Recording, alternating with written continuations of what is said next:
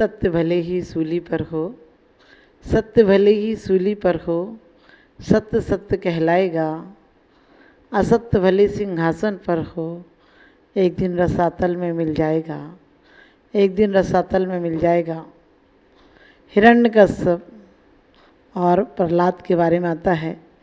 हिरण्यकश्यप के पास शक्ति है, साम्राज्य है, संपत्ति है, सब कुछ है, लेकिन प्रहलाद अशक्त है, प्रहलाद बालक है। ये बीज की तरह है, वह अंकुर की तरह है। बीज दिखता है लेकिन अंकुर दिखता नहीं है। फिर भी अंकुर भविष्य को लिए है। अंकुर उठेगा, बीज एक दिन मिटेगा। शक्ति कितनी भी हो, लेकिन यदि असत्य का साथ देगी, किसी को कुचलने का साथ देगी, तो मिटेगी एक दिन। और वही हुआ, भक्ति एक दिन जीत जाती है और शक्ति एक दिन हार जाती है। राम रावण के साथ भी यही हुआ, जीसस के साथ भी यही हुआ, मंसूर के साथ भी यही हुआ। जो भी महापुरुष हुए हैं, जिनके साथ भी हुआ, वो शक्ति एक दिन हार जाती है और सत्य जीत जाता है, भक्ति एक दिन जीत जाती है। और प्रहलाद के साथ साथ उसके बाप ने, कोई और ने नहीं, गैर ने नहीं, दुश्मन ने नहीं, अहंकार ऐसा अंधा बना देता है। उसने कितनी कोशिश की, एक बार नहीं कई बार मारने की कोशिश की। पर्वत से ढकेला, अग्नि में डाला, कहीं बेड़ी बांध दी, कहीं जो उससे बन पड़ा वो किया। लेकिन जिसके अंदर परमात्मा की शक्ति है, जिसके अंदर परमात्मा की भक्ति है, वो कहता है तन को बिगाड़ दोगे, तन का कुछ कर लोगे, मन का क्या बिगाड़ोगे। मन मेरा झुकता नहीं है, मन कभी झुकेगा भी नहीं। और यही कारण रहा कि मूला सेठानी ने चंदनवाला को बेड़ियों में डाल दिया, बाल मुड़वा दिए, तहखाने में पटकवा दिया, खाने को कुछ नहीं दिया। यातनाएं जितनी दे सकती थी उतनी दी, लेकिन यातनाओं के बाद भी वो अमर हो गई चंदनवाला, और मूला सेठानी बदनाम हो गई। कोई भी वो शक्ति पा सकता है, लेकिन समृद्धि नहीं पा सकता है। आज समृद्धि बाहर की हो सकती है, अंदर की नहीं हो सकती है। हमें जीवन में शिक्षा लेना चाहिए कि हमें शक्ति पाने के बाद किसी को निरपराधी को दबाना नहीं चाहिए, इल्ज़ाम नहीं लगाना चाहिए, किसी निर्बल को कभी भी बद्दुआ नहीं लेना चाहिए। और ये भावना यदि हमारी दिल से आ जाए तो आज समाज देश का विस्तार हो सकता है। आज समाज में दो पक्ष बने हैं, एक समृद्धिशाली का, एक कहना चाहिए दरिद्रियों का या सामान्य लोगों का। इतनी बड़ी खाई क्यों है? समाज हमारी उत्थान क्यों नहीं कर पा रही है? एक तरफ बीज हैं लेकिन बोने के लिए भूमि नहीं है।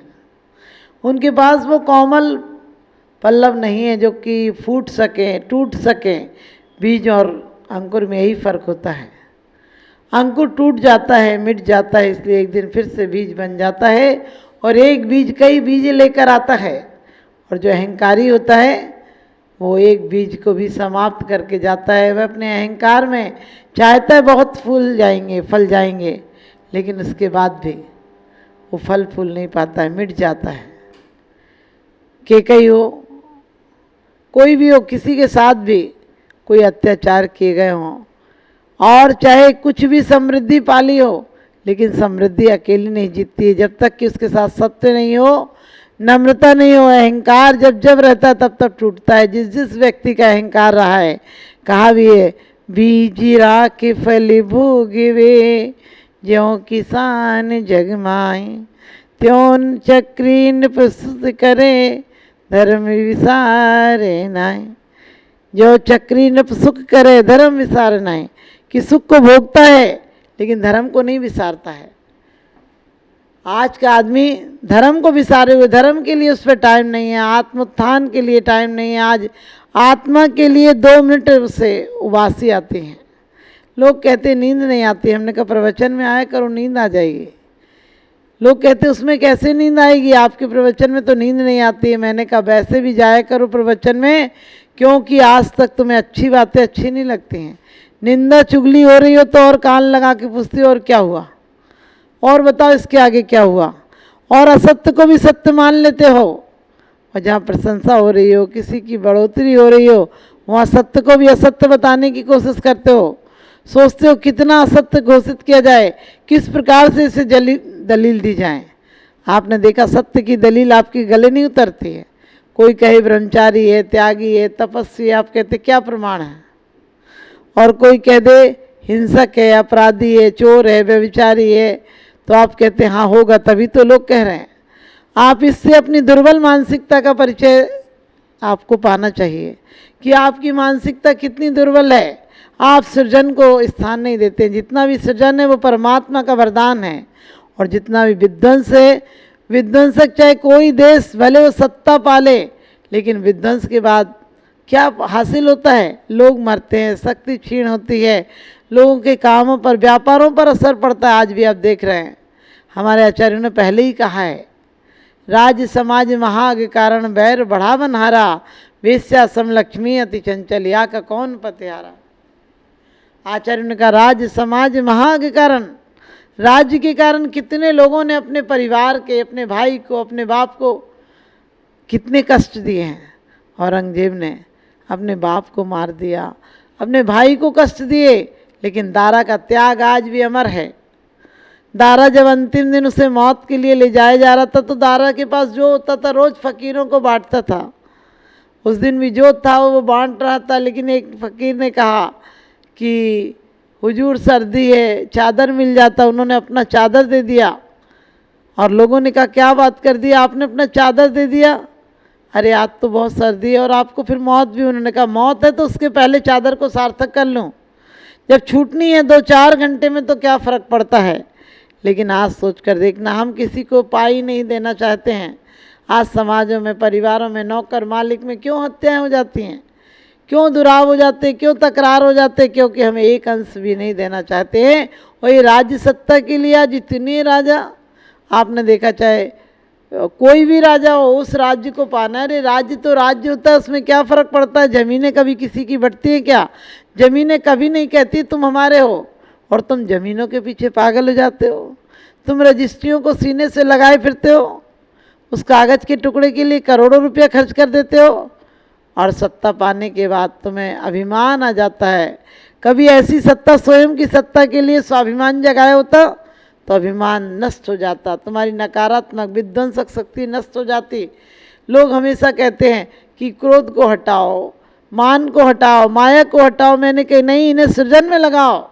आज तक विध्वंस बनाया, इनसे विध्वंस किया, इनसे घात किया, इनसे आपने लोगों को गिराया है, इन्हें उठाने में लगाओ। क्योंकि क्रोध बुरा नहीं है। आप कहेंगे क्रोध तो महाशत्रु है। मैं कहती हूँ क्रोध कब आना चाहिए? यदि कोई अपराध हो रहे हैं, कोई घमंड कर रहे हैं, किसी बात पे हमने असत्य बोला, तो असत्य पर अपने आप पर भी क्रोध आना चाहिए, मैंने क्यों बोला। और क्रोध पर क्रोध करोगे तो एक दिन क्षमाधारी बन जाओगे। क्रोध में जो ऊर्जा जा रही थी वही क्षमा में होगी, जो घृणा में जा रही थी वही ऊर्जा। कई बार लोग कहते घृणा तो बुरी है, इसे तो छोड़ना ही पड़ेगा। मैंने कि छोड़ छोड़ के मर जाना, घृणा छूटेगी नहीं। अरे प्रेम को इतना लाओ, प्रेम से खजाने भर लो, प्रेम से गोदामें भर लो कि तुम्हें कोई जगह नहीं मिले रखने के लिए शत्रुता को, घृणा को। एक पति पत्नी थे और उनमें तकरार बहुत ज़्यादा थी, और तकरार थी तो पत्नी हमेशा शिकायत करती थी। पत्नी हमेशा शिकायत करती थी और पति को बहुत गालियाँ देती है। आपने देखा होगा घर में जब लड़ाइयाँ होती हैं तो पति यदि सुबह बर्तन गिर रहे हों, फूट रहे हों, टूट रहे हों, तो समझ लेना उनके झगड़ा हो रहा है। और शाम को यदि पति लौट कर आ रहा है और कुछ गिफ्ट ला रहा है, तो ये मत सोचो कि पति बहुत चाहता है, वो झगड़ा निपटाने के लिए कुछ ला रहा है घर में कि झगड़ा निपट जाएगा। इसी प्रकार से वो पति को उसने बहुत गालियाँ दी, बहुत कुछ कुछ गलत शब्द कहे। तो कहते हैं शाम को पति से पत्नी बोली, मैंने तुमसे गलत कहा था। पति ने बोला, तुमने क्या कहा था? पागल कहा था। मैं तो पागल होना चाहता हूँ। उसने कही पागल? उसने कहा पागल का मतलब पाप गल जाए मेरे, इतनी शक्ति दे। और कहते हैं जिसके घर में इतना समझौता होगा वहाँ तकरार कहाँ होगी। आज हमारी सारी शक्ति हमने विध्वंस में लगाई है, आकांक्षाओं में लगाई है, अतृप्त वासनाओं में लगाई है। इन्हें तृप्ति में लगाएंगे। और जिस प्रकार से प्रहलाद जीत गया और हिरण्यकश्यप हार गया। इसी प्रकार से हम अपने दिल को हिरण्यकश्यप नहीं बनाएंगे। आज भी उसे दुष्ट राजा का भवन कहा जाता है, जबकि भवन तो भवन होते हैं, उन्हीं ईंटों से भवन बनते हैं, उन्हीं ईंटों से मंदिर बनते हैं। लेकिन जहाँ दुष्ट व्यक्ति रहता है वो खंडहर हो जाते हैं, वहाँ लोग बात तक बद्दुआएं देते हैं। और जहाँ सकारात्मक सोच वाले व्यक्ति रहते हैं, जहाँ परमात्मा की आराधना और उपासना से युक्त व्यक्ति रहते हैं, वहीं पर मंदिर हो जाया करते हैं। प्रहलाद की आपको पता, आज लोग पूजा करते हैं प्रहलाद की। और होलिका ने क्या किया? होलिका को वरदान प्राप्त था कि तू अग्नि में नहीं जलेगी, लेकिन दूसरे को जलाने के लिए सोचा। जो दूसरों का बुरा सोचता है उसका स्वयं बुरा होता है, जो दूसरों का घात करता है उसे परमात्मा भी आ जाए तो बचा नहीं सकता है। यहाँ बच भी जाए तो कहते हैं कर्म के कानून में अंधा नहीं है। कर्म का कानून तो कैमरे की रील में तो कोई परिवर्तन किया जा सकता है, लेकिन वो तो एक्सरा है, अंदर की रील बताता है। जो देखा है वही सामने आएगा। इसलिए आप चाहते कि आपके जीवन में सुंदर फूलों की बगिया लगे, तो आज से ही बीज फेंकना चालू कर देना, क्योंकि किसी ने फेंके थे तो तुम्हें इतनी सुंदर जीवन की बगिया मिली है। और अब तुम फेंकोगे तो आने वाली पीढ़ियाँ, हमारी वंश परंपरा सुंदर और सुगंधित हो जाएगी। तो हम सांप्रदायिकता को ख़त्म करें, हमें करना है तुम धर्म को, क्योंकि आज बाहरों ने गुलिस्ता को लूटने की कोशिश की है, आज सितारों ने आसमां को लूटने की कोशिश की है। धर्म तो प्रेम, वात्सल और खुली ज़िंदगी चाहता है, लेकिन धर्म के झूठे ठेकेदारों ने धर्म को लूटने की कोशिश की है। धर्म के झूठे ठेकेदारों ने धर्म को लूटने की कोशिश की है। आज नास्तिक आस्तिक लड़ते रहते हैं, और नास्तिक आस्तिक हो जाता है, आस्तिक नास्तिक हो जाता है, वो झगड़ा फिर भी वहीं खड़ा रहता है।